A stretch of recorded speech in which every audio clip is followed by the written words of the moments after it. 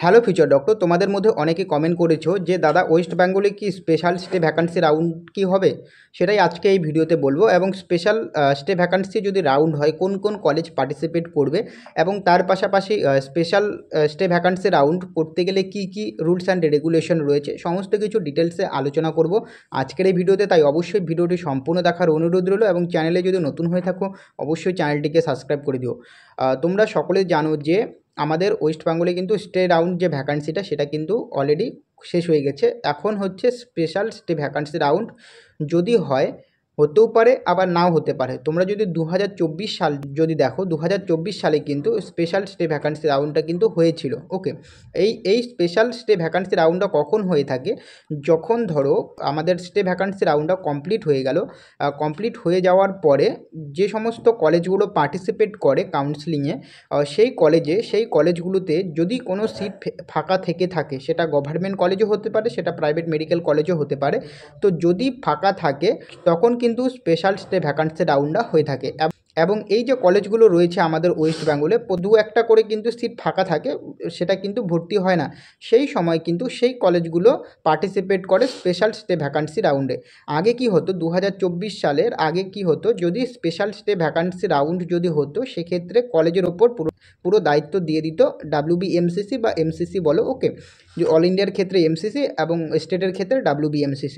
কি কলেজ তাদের নিজের ইচ্ছা মতো কিন্তু স্টুডেন্ট অ্যাডমিশন করাতে পারতো স্পেশাল স্টে ভ্যাকান্সির ক্ষেত্রে। কিন্তু সেটা কিন্তু চেঞ্জ হয়ে গেছে, সেটা কিন্তু এখন হচ্ছে না। এখন যদি স্পেশাল স্টে ভ্যাকান্সি রাউন্ড যদি হয়, তাহলে WBMCC অফিসিয়াল ওয়েবসাইটে গিয়েই কিন্তু হবে। অর্থাৎ তোমরা যেভাবে রাউন্ড 1, রাউন্ড 2, রাউন্ড 3 করেছো, সেভাবেই কিন্তু স্পেশাল স্টে ভ্যাকান্সি কাউন্সিলিংটা কিন্তু হবে। ওকে, এখন এই যে স্পেশাল স্টে ভ্যাকান্সি রাউন্ড আমাদের ওয়েস্ট বেঙ্গলে হবে কি না, তার কিন্তু অফিসিয়াল আপডেট কিন্তু WBMCCর অফিসিয়াল ওয়েবসাইটে দিয়ে দিবে। যদি হয় তাহলে তারা কিন্তু একটা নোটিশ দিবে, এবং যদি না হয় তাহলে কিন্তু তারা নোটিশ দিবে না। ওকে, এখন তোমাদের আর একটা কথা বলে দিচ্ছি যে স্পেশাল স্টে ভ্যাকান্সি রাউন্ড তোমরা যারা পার্টিসিপেট করবে, বা যদি হয় তোমরা যদি পার্টিসিপেট করতে চাও, তাহলে তোমাদের যে সমস্ত রুলস অ্যান্ড রেগুলেশনগুলি রয়েছে, অর্থাৎ কারা কারা পার্টিসিপেট করতে পারবে, কারা কারা পার্টিসিপেট করতে পারবে না। দেখো, যদি তোমরা রাউন্ড 1, রাউন্ড 2, রাউন্ড 3 এবং স্টে ভ্যাকান্সি রাউন্ডে পার্টিসিপেট করেছো, এবং তোমাদের কোনো কলেজ আসেনি বা কোনো কলেজের সিট অ্যালট হয়নি, তাহলে কিন্তু অবশ্যই তোমরা স্পেশাল স্টে ভ্যাকান্সি রাউন্ডে পার্টিসিপেট করতে পারবে। 2 নম্বর হচ্ছে, যদি তোমাদের কোনো একটা কলেজের সিট অ্যালট হয়ে যায় রাউন্ড 1 থেকে শুরু করে তোমাদের স্টে ভ্যাকান্সি রাউন্ড অবধি, এবং সেই কলেজে যদি তোমরা অ্যাডমিশন না হও, সেক্ষেত্রে কিন্তু তোমরা স্পেশাল স্টে ভ্যাকান্সি রাউন্ডে পার্টিসিপেট করতে পারবে না।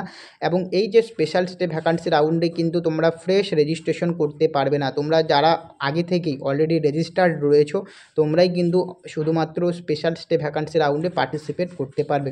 এবং এই স্পেশাল স্টে ভ্যাকান্সি রাউন্ডে কিন্তু খুব কম সংখ্যক কিন্তু সিট থেকে থাকে। ধরো স্টে ভ্যাকান্সির ক্ষেত্রে ধরো 20টা যদি সিট থেকে থাকে, সেক্ষেত্রে আমাদের স্পেশাল স্টে ভ্যাকান্সির ক্ষেত্রে 5 থেকে 6টা সিট থাকবে, এর বেশি কিন্তু থাকবে না। ওকে, এরকম রেঞ্জটা থাকে সিটের। তো এখন তোমাদের বলছি, এই স্পেশাল স্টে ভ্যাকান্সি করতে গেলে কিন্তু তোমাদের এক্সট্রা করে কিছু পে করতে হবে, যেটা 2024 সালে যেটা ছিল হচ্ছে তোমাদের গভর্নমেন্ট মেডিকেল কলেজের ক্ষেত্রে 50,000 টাকায় কিন্তু সিকিউরিটি ডিপোজিট যে মানিটা সেটা কিন্তু দিতে হতো। এবং যে প্রাইভেট মেডিকেল কলেজগুলি ডিমড ইউনিভার্সিটি রয়েছে, সেক্ষেত্রে কিন্তু তোমাদের 3 লাখ টাকা সিকিউরিটি ডিপোজিট দিতে হবে। ওকে, এবং যদি স্পেশাল স্টে ভ্যাকান্সি রাউন্ডে যদি তোমাদের কলেজ সিট অ্যালট হয়ে যায়, তাহলে কিন্তু সেখানে ভর্তি হতেই হবে। ওকে, আর যদি না হও, তাহলে তোমাদের যে সিকিউরিটি ডিপোজিট যে মানিটা সেটা কিন্তু তোমরা আর ফেরত পাবে না।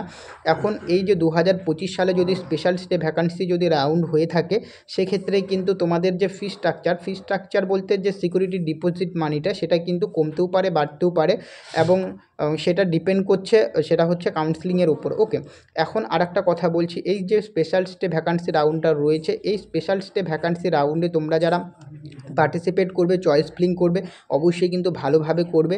এবং কলেজ যদি তোমরা ভাবো যে আমি অ্যাডমিশন হবই, তাহলেই করবে। ওকে, না ছাড়া কিন্তু তোমরা করতে যাবে না।